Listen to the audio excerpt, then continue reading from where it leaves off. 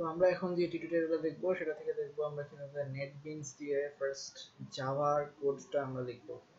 তো আমরা ফার্স্টে যেটা করবো যে নেটবিনস অন করবো। তো নেটবিনস অন করার পরে এখানে ফাইল নামে একটা অপশন আছে, ফাইলে ক্লিক করে নিউ প্রজেক্ট এখানে ক্লিক করব।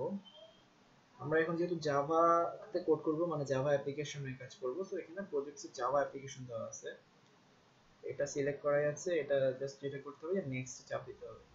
সো নেক্সট চাপ দিলে অ্যাক্টিভেটিং জাভা এসই এই এনভায়রনমেন্টটা রান হবে, একটু সময় নেবে।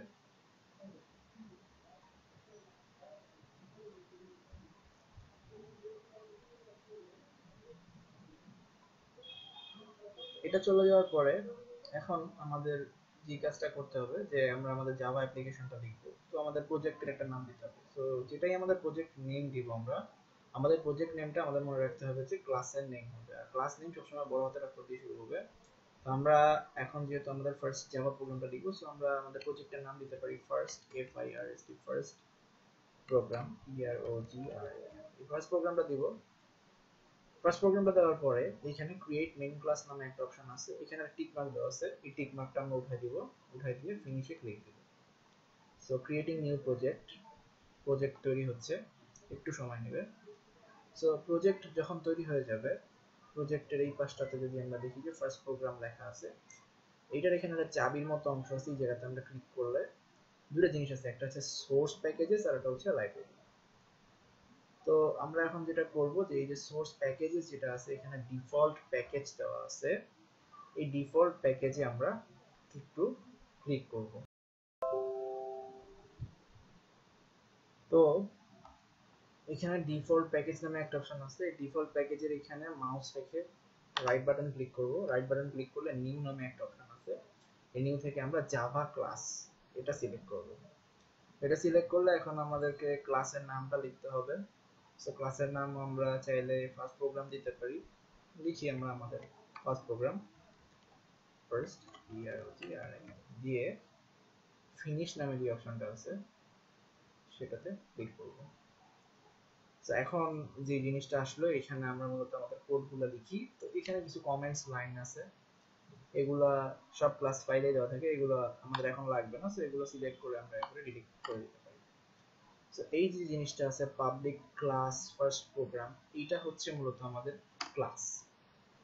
ক্লাসের ভিতরে আমাদের মেথড থাকবে, আর সেই মেথডের মধ্যেই আমরা মূলত আমাদের কোডটা লিখব।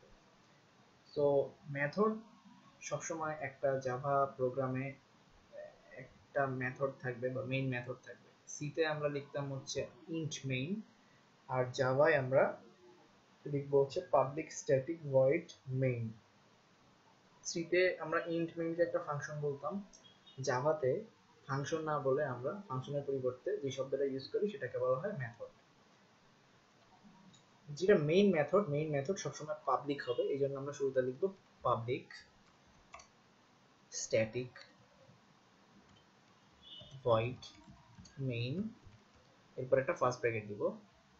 ফার্স্ট ব্র্যাকেটের ভিতরে বড় হাতের স্ট্রিং লিখতে হবে, STRING। থার্ড ব্র্যাকেট দিব, এরপর একটা স্পেস দিয়ে ARGS। এটা লেখার পরে ফার্স্ট ব্র্যাকেটটা শেষ হইলে একটা সেকেন্ড ব্র্যাকেট দিব, সেকেন্ড ব্র্যাকেট দেওয়ার পরে এন্টার দিব। তাহলে পরে যেটা হবে যে এটা আমাদের এই যে অংশটা, এই অংশটুকু হচ্ছে আমাদের মেথড। এই মেথডটা এইখান থেকে শুরু হয়েছে আর শেষ হয়েছে হচ্ছে এইখানে। এই মেথডের ভিতর আমরা আমাদের কোডটা লিখব। এখন আমরা যেটা লিখব system SYS system dot out dot PRINT প্রিন্টলেন, এরপর আমরা ফার্স্ট ব্র্যাকেট দিব। ফার্স্ট ব্র্যাকেট দেওয়ার পর ভিতরে একটা কোটেশন মার্ক দিব, শেষে একটা সেমিকোলন দিয়ে নিই। এখন আমরা লিখব যে hello world, this is my first program in Java। তো এটা আমরা লিখলাম, লেখার পরে এখানে আসলে কোনো যে কাজটা করতে হবে, এখন আমরা এই প্রোগ্রামটা রান করব। রান করার জন্য যে কাজটা করব যে রান নামে একটা অপশন আছে, এখানে ক্লিক করব। ক্লিক করার পরে নিচে রান দা ফাইল নামে একটা অপশন আছে, এখানে ক্লিক করব। এখন ফাইলটা কম্পাইল হচ্ছে। কম্পাইল হলে যদি কোনো ভুল না থাকে তাহলে পরে এই যে কনসোলে আউটপুটটা দিবে, যে আমরা যেটা আউটপুট চাইছি সেটাই আউটপুট। তো এটাই হচ্ছে আমাদের ফার্স্ট প্রোগ্রাম। তো এখন আমরা তো নরমালি সিতে যখন কোড করতাম তখন সি বা সিপিপি ফাইল নিতাম, মানে একটা কোড করার পরে সেই ফাইলটা ক্লোজ করতাম। তো জাভায় আমরা আসলে কি করতে পারি? তো জাভাতে আমরা যদি এরকমই আরেকটা কোড লিখতে চাই আরেকটা ফাইলে, তো ফার্স্টে যে কাজটা করব আমরা সোর্স প্যাকেজেস এর নিচে ডিফল্ট প্যাকেজ আছে, এই ডিফল্ট প্যাকেজে একটা ক্লিক করব। ক্লিক করার পরে আবার নিচে গিয়ে আরেকটা জাভা ক্লাস নিতে হবে। সেই জাভা ক্লাসটাকে আমরা আরেকটা নাম দিয়ে সেট করব, যে লিখতে পারলাম যে প্রোগ্রাম 2 লিখি। লিখে যে কাজটা করলাম ফিনিশ দিয়ে দিলাম। তখন যেটা হবে যে আরেকটা ক্লাস ফাইল ক্রিয়েট হবে। এখানে কিন্তু আছে উপরে ফার্স্ট প্রোগ্রাম, যেটাতে আমি প্রথম কোডটা দিচ্ছি, আর এখানে আছে হচ্ছে সেকেন্ড প্রোগ্রাম। এখানে আছে হচ্ছে আমাদের সেকেন্ড যে আর কি আমাদের ক্লাস ফাইলটা। তো এই ক্লাস ফাইলও যদি আমরা আরেকটা কোড লিখতে চাই তাহলে পরে খুব সুন্দরভাবে লিখতে পারি। আমাদেরকে আবার যেটা করতে হবে যে আমাদের ক্লাসের ভিতরে একটা মেথড ডিক্লেয়ার করতে হবে, সেটা হচ্ছে মেইন মেথড। তো সেটাও আমাদের পাবলিক মেথড হবে, পাবলিক স্ট্যাটিক ভয়েড মেইন। এরপরে আমাদের যে কাজটা করতে হবে সেটা হচ্ছে স্ট্রিং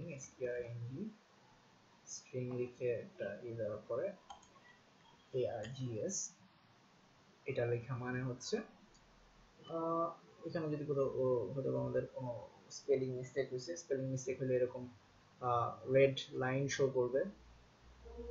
সো তখন আমাদেরকে যে কাজটা করতে হবে যে আমাদের এই ভুলটা কোথায় হয়েছে এটা আবার খুঁজে বের করতে হবে, যে কোথায় আসলে আমরা ভুলটা করছি। দেখতে হবে যে নিশ্চয়ই কোথাও বানানো হয়তো বা ভুল হয়েছে আমাদের।